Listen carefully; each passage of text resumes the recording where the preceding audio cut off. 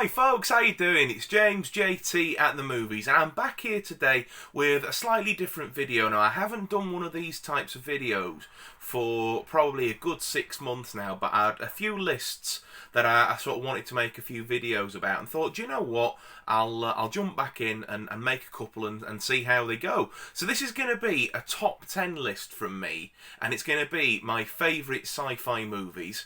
Now, of course, this is going to be a subjective list, and there are still quite a few classics that I haven't seen. And don't worry, I am going to be righting those wrongs this year. I've already got quite a few in plan to watch. But this is my subjective list as it stands at the moment, based on sci-fi films that I've seen. My top 10 favourite sci-fi movies. Historically, when I've made these videos, I've done a dishonourable and an honourable mention, but I'm not going to do the dishonourable mention this time. In fact, I'm going to keep things nice and light and positive and do 2 honourable mentions instead.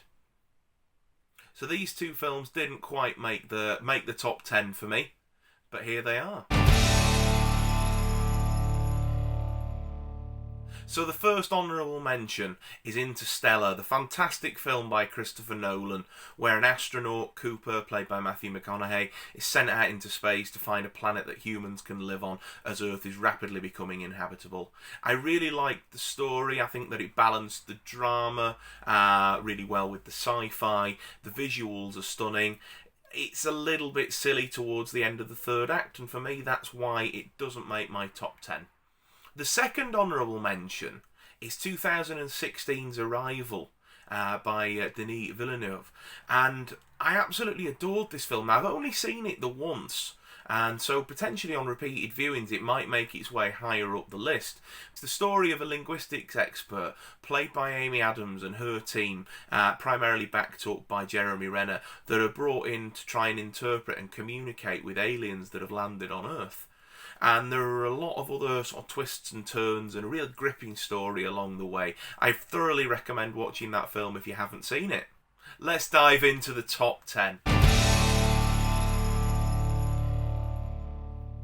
In at number 10, we have a film that I can't really say too much about, because if I do, it'll spoil it for you. If you've seen it, you'll know what I mean, and if you haven't seen it, I implore you to watch it. It's Predestination.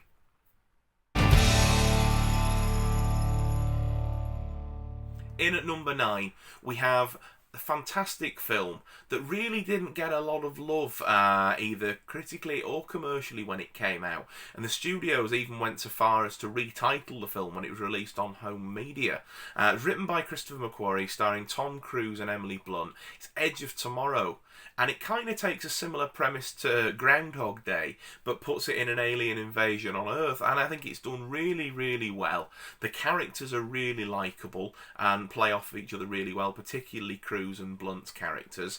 And it's got one of the last appearances of Bill Paxton before he sadly passed away as well. If you've not seen that film, again, thoroughly recommend checking it out. In at number 8, we have another film that kind of feels a little bit timely at the moment, unfortunately. And it's Terry Gilliam's 12 Monkeys. So the basic plot of this film is that in the future, the surface of the Earth isn't habitable due to an outbreak of a deadly virus. Yeah, I know. And Bruce Willis is a convict who is sent back in time by the powers that be in the future to try and stop the outbreak and find out where it originated from. It's an absolutely fantastic time travel movie, is this, and it's got some really quirky and zany parts in it. But the fact that Bruce Willis and the rest of the cast play this really straight just works really, really, really well. Brad Pitt's in there as one of the antagonists, and it's just absolutely brilliant. Check it out. In at number 7, we have an absolute classic by the brilliant director James Cameron, one of my favourite directors of all time. I know he's a bit of a take or leave sort of character for a lot of people, but I love his work on the whole. And in at number 7, we have Aliens, the follow-up to Ridley Scott's fantastic Alien. This time, it's more of an action film. It was sci-fi and horror in the first one. It's sci-fi and action in this one. Sigourney Weaver is back as Ellen Ripley, and this time she's joined by a group of Marines as they go back to the alien planet with initially the thoughts of making sure that everybody who's colonised it there is safe, but of course the company have other ideas and want to capture the alien, study it, and find some way to weaponise it. Fantastic film. In at number 6, we have an absolutely fantastic film written by Carl Sagan, and the film stars Jodie Foster and Matthew McConaughey. Matthew McConaughey's making another appearance in this list. It's 1997's Contact. It's the story of Ellie Arroway, who is a radio communications engineer, and it follows her life story as she basically attempts to make contact with other worlds. And of course, eventually, she does make contact. It brings into play some really, really interesting and quite crucial questions, really, about sort of science versus religion, and also if she makes contact with other aliens, would that then stand to disprove religions that people practice and follow, and faiths that they hold, so dear?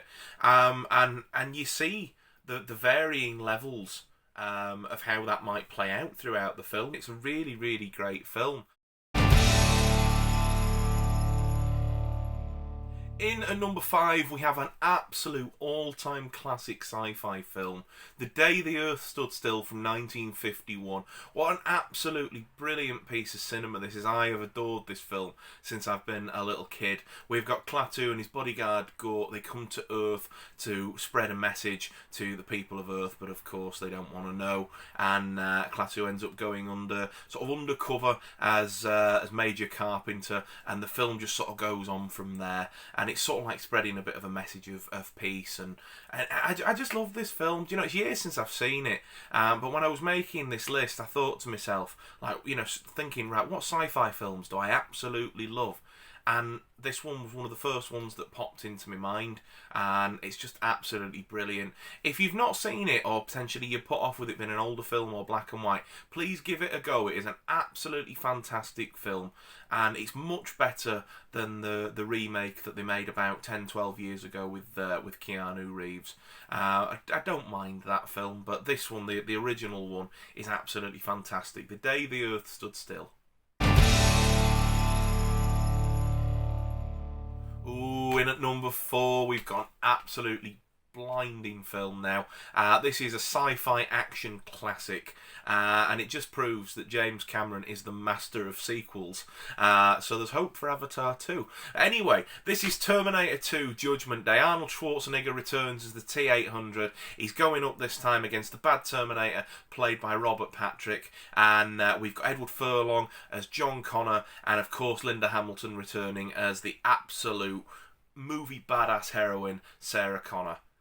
This film takes everything that was great about the first one and just builds upon it, and I really like the fact that obviously we now know 30 years on from the film coming out, but audiences when they first watched it didn't know that Arnie's Terminator was going to be a good guy until we're about a third of the way into the film when they're breaking Sarah out of the hospital. And it's just absolutely brilliant the way Cameron's sort of taken everything, like I say, that worked so well in the first one and then built upon it from there. It's just a fantastic film. I'm sure you've all seen it, but if you haven't, it's readily available on DVD, on Blu-ray, on 4K. Go and get this film and go give it a watch. In at number 3, it's another James Cameron film. Now, when I was making this film, I really wasn't trying to be biased to any one filmmaker or writer or anything, but it's just how the dice have rolled this time. Number 3, my number 3 favourite sci-fi film of all time is The Abyss. So this came out in 1989.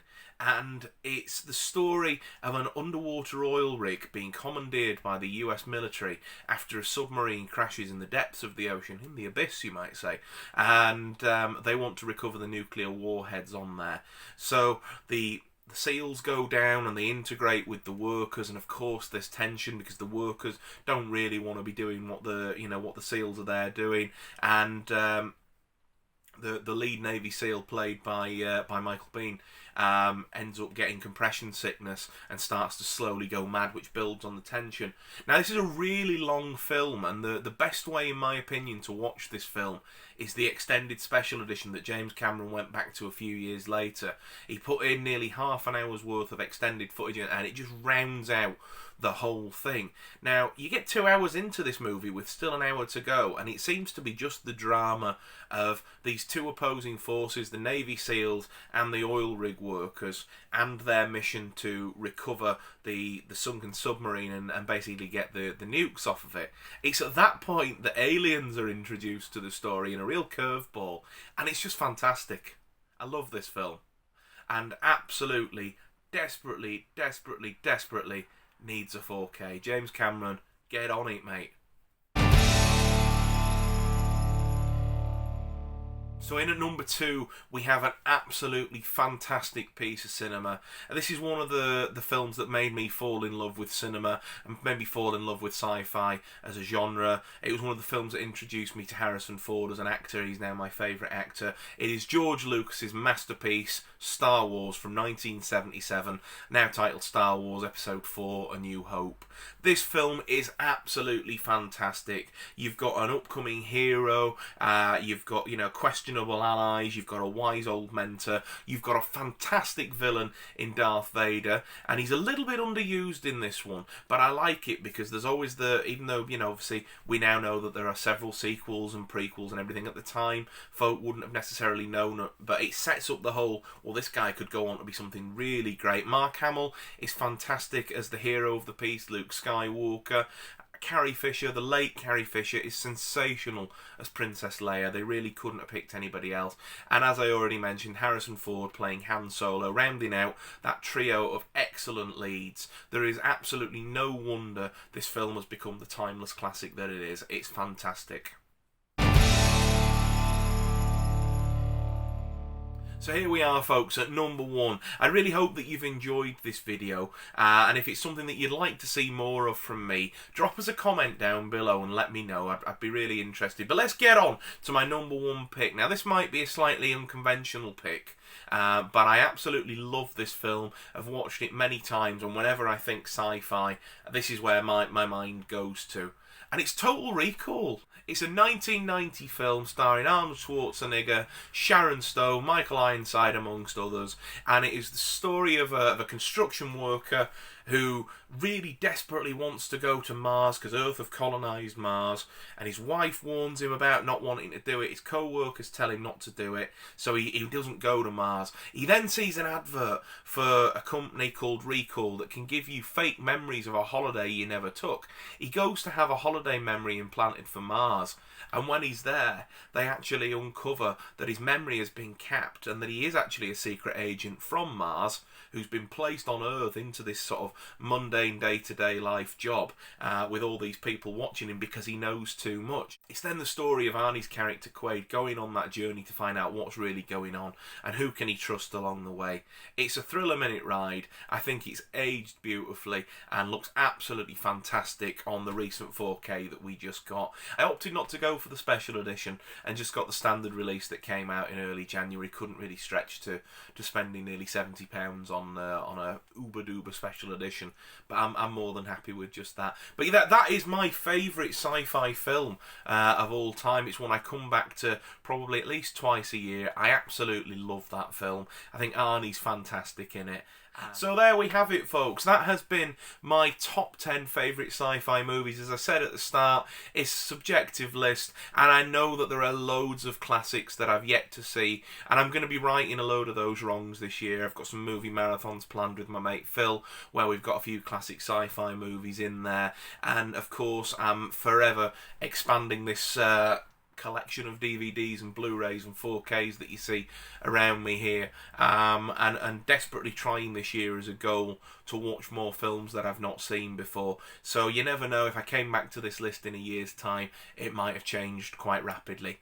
What are your favourite sci-fi movies? Let me know down below in the comments. Let's get a bit of a conversation going. It'd be really great to discuss, as this is one of my favourite genres of all time. If you have liked this video, guys, and you want to see more videos where I talk about collecting physical media, reviewing films, doing top 10 lists like this, unboxings, and just talking about film and physical media as an art form in general, then please think about subscribing to my channel, because that's what I'm about. And as we move into 2021, that's the sort of content that I want to bring to you guys. Above all else, folks, take very good care of yourselves and continue to stay safe. I'll see you next time. Cheers.